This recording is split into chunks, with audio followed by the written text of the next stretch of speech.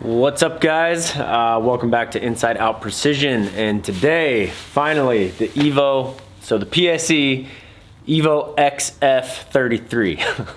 They always have a mouthful for their names, but a lot of hype around this bow. We just got it in, so we're gonna go over kind of the new features, which there are quite a few new features, even though at first glance it looks really similar to like the EVLs last year.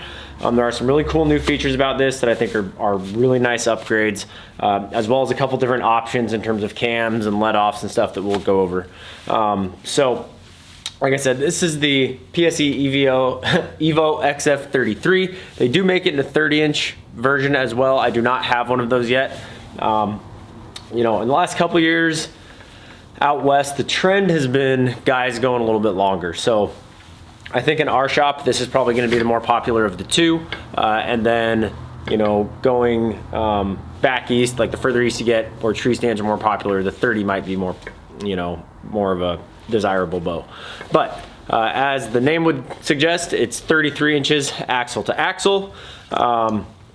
This is the E2 cam. So like I was saying, there are two different cam options on this.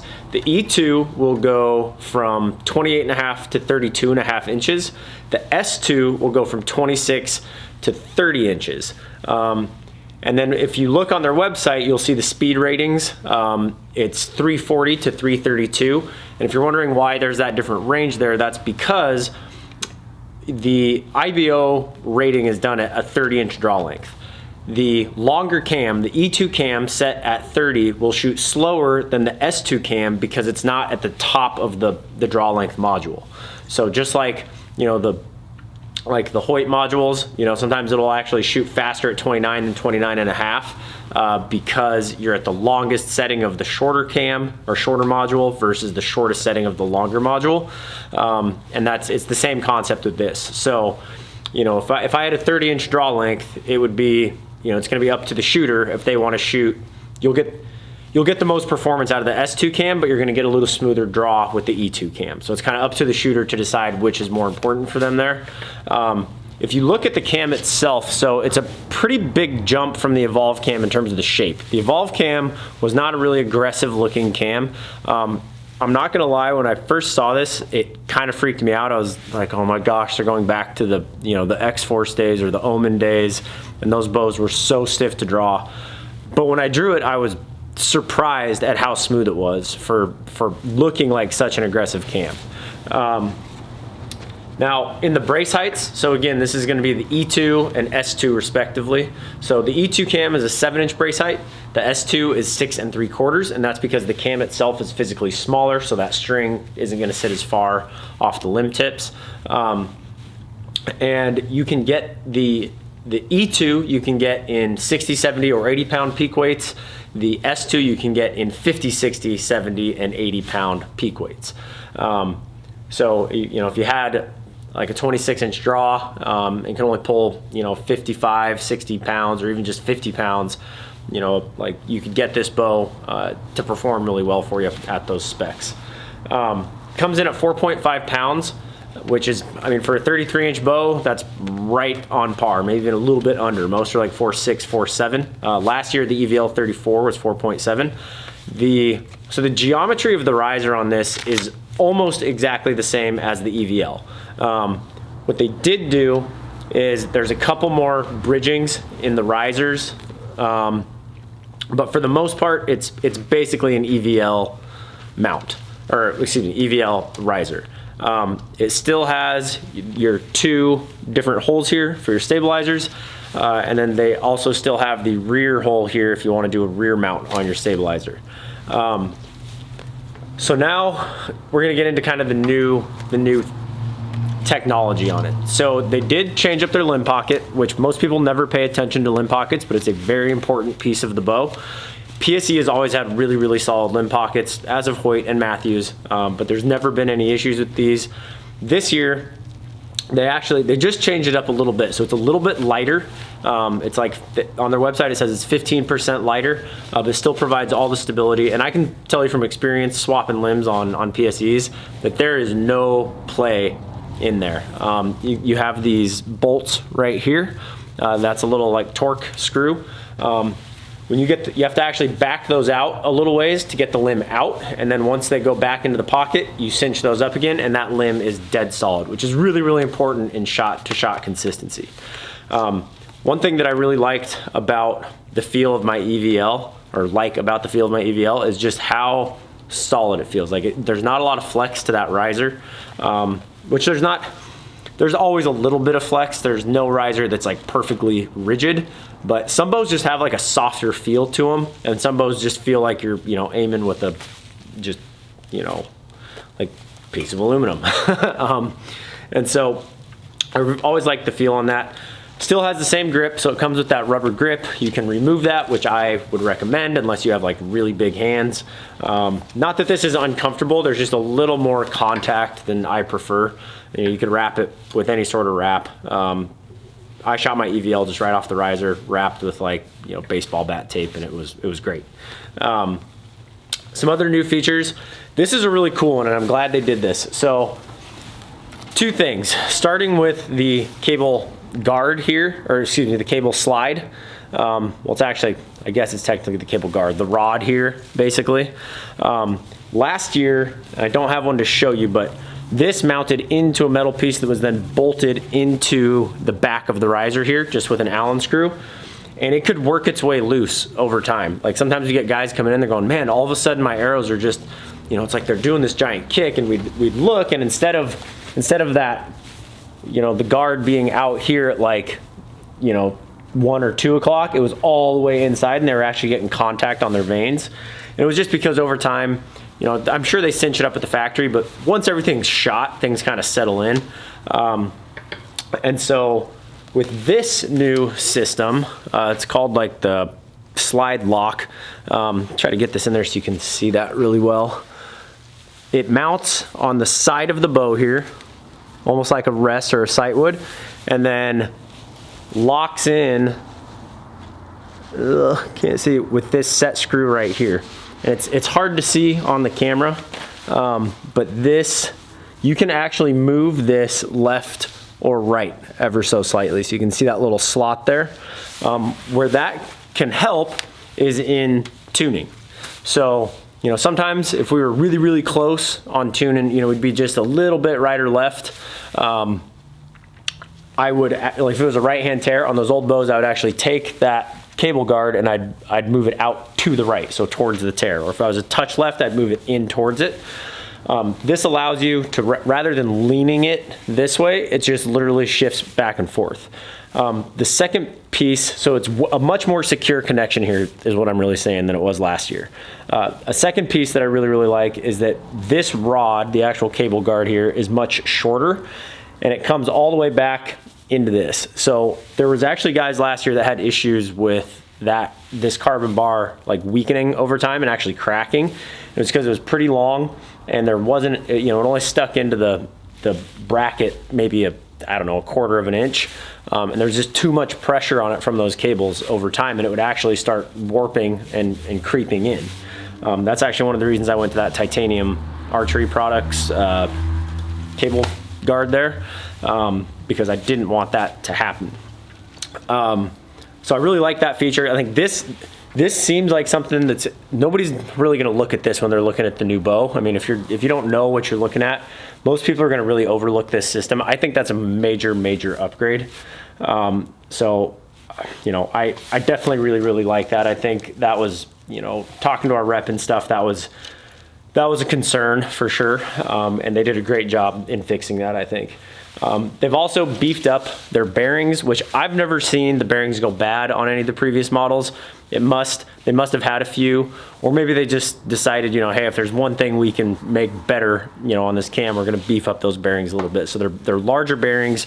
They're going to take, more repetition, more thousands of shots before anything could go wrong with them, which again is very uncommon, but why, if you can make it a little bit beefier and better, why not do it? And then the last thing is they finally have quiver mounting holes.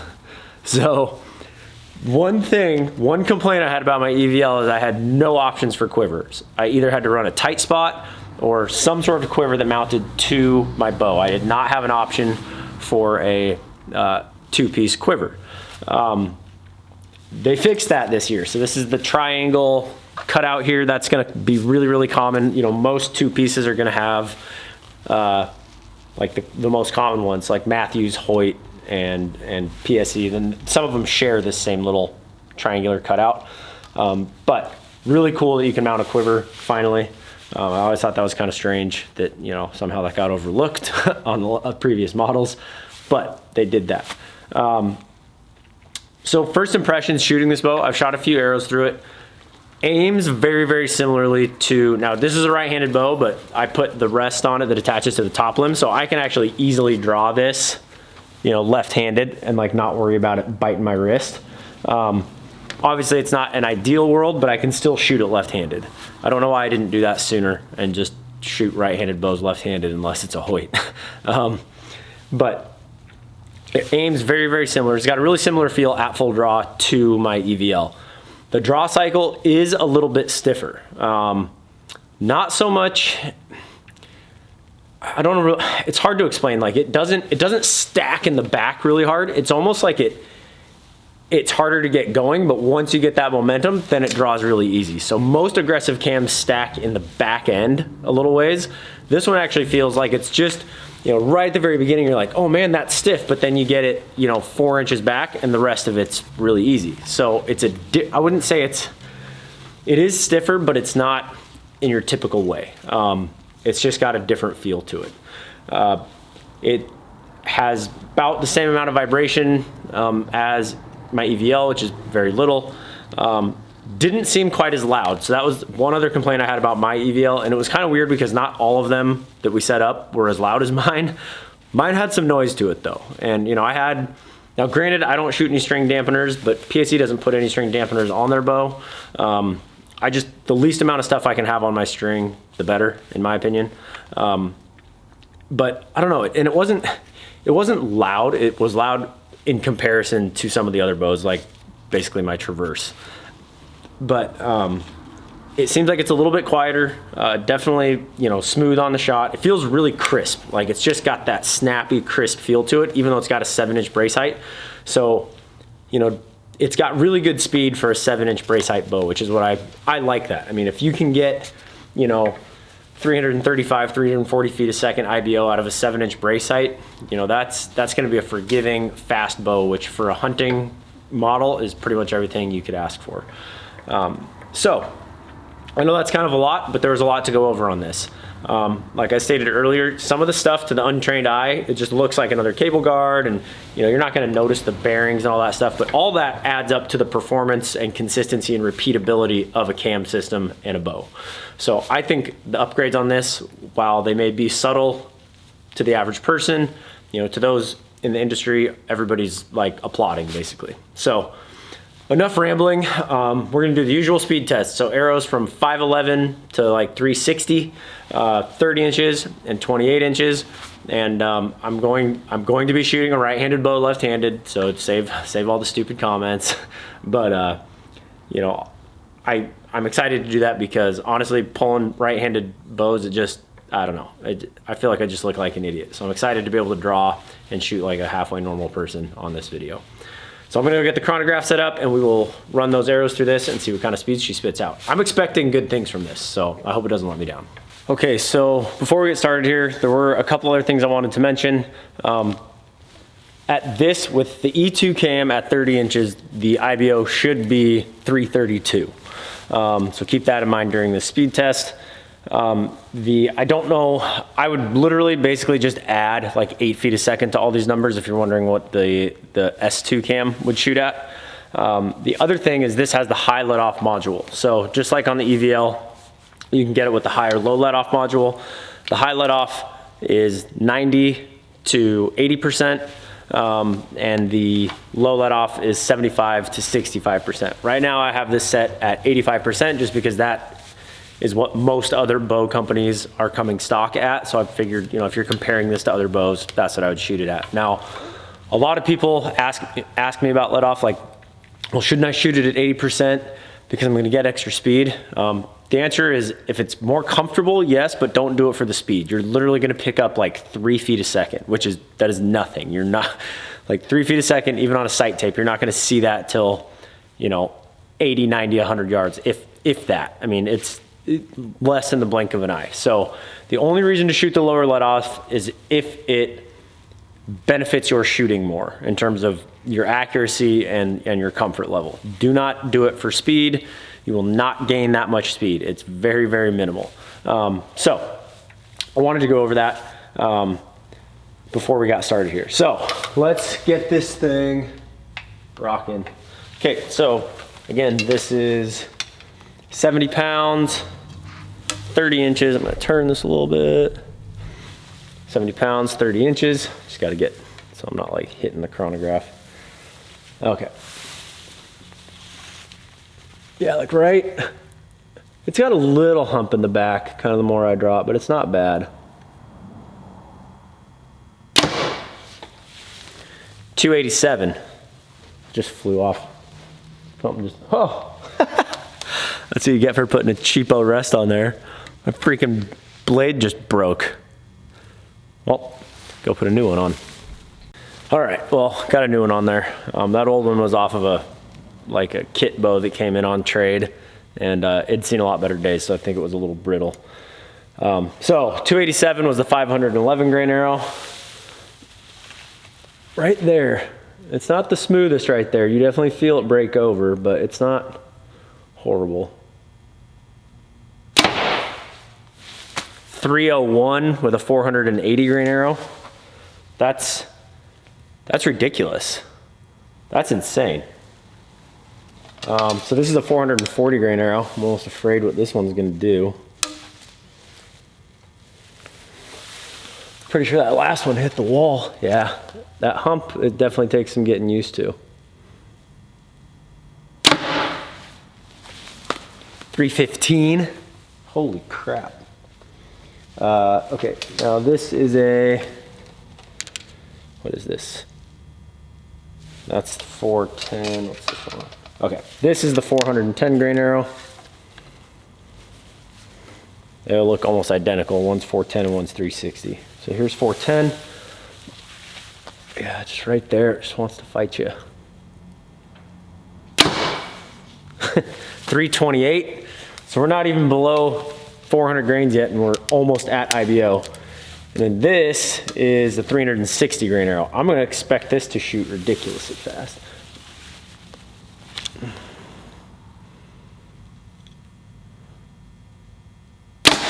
Oh, might have just broke that other arrow. 338. So unless I'm mistaken on why the IBOs are different, which on every other cam system that makes sense, it's performing 6 feet over what it's rated with an arrow that's 10 grain heavier than the IBO rated arrow. So that is insane speed. I mean, 300 and whatever feet a second, 301 with a 480 grain arrow.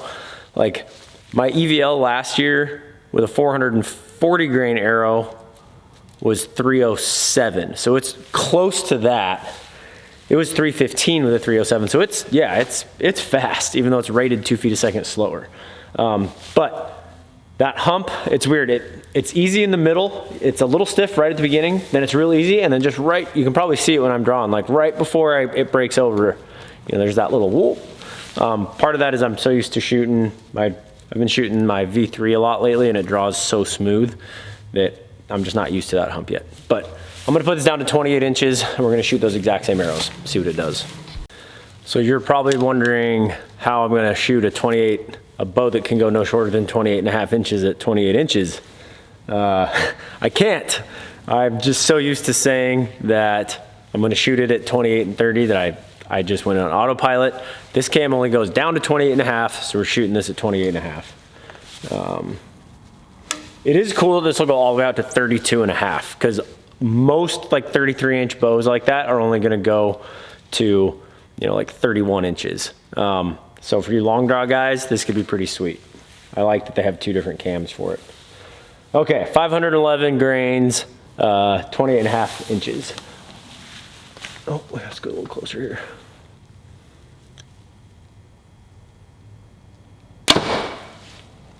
276, so only an 11-foot drop with an 1.5 inches. That's not bad.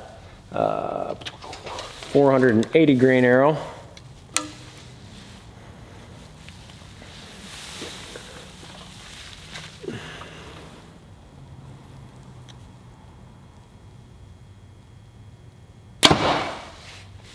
283, 440. Oh, you might have heard my arrows smash together in that last one. It definitely did rip the vein off. Oh well, the arrow's still fine. Actually, I'm gonna pull that off. No, this is not gonna affect the speed. Don't worry about it.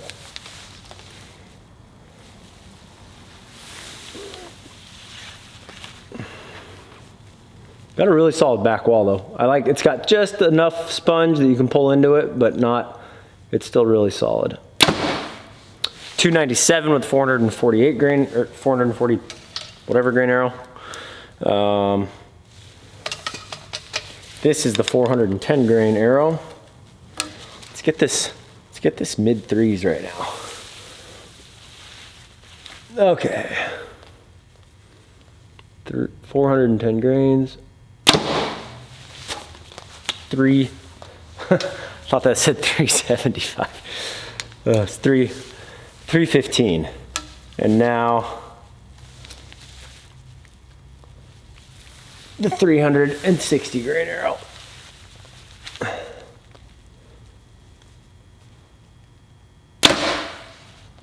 326. So great speeds. I'm really impressed with those speeds. It does have a little bit of a stiff draw cycle. I will say that. Pardon me. I will say that. I think once you get used to it, like I shot a Hoyt turbo for a really long time, and when I first got it, I was like, "Ooh, this is going to be tough." But once your body gets used to that, like the draw force curve, it's really not going to be an issue, I don't think. For all the benefits you get from this bow, I mean, those speeds, I think that's the fastest. That's for sure the fastest bow I've tested this year, and it's rated way slower than like the twin turbo from Hoyt or whatever. So yeah, I think this is going to be a very popular bow. I think, you know, the upgrades that they made, albeit subtle, are going to make a big difference in the performance overall of this bow, which my EVL shoots. I keep saying shot. It's because I have another bow now too, but it shot so well. It's hard to believe that, you know, they could make a bow that aimed and shot better.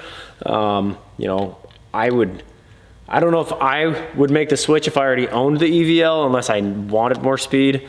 In terms of the feel at full draw, they feel very similar, but I do like the draw cycle on the EVL better. But man, that's gonna be a popular bow. I'm curious to see what the 30 inch is gonna do. So anyway, I hope you guys enjoyed that review. I'm really impressed with that. I hope you are too. If you have a minute, please hit that subscribe button. It really, really helps us out. You know, hit the reminder or the little bell thing. That way, every time a video launches, you guys will be reminded and you can go check out the latest and greatest stuff.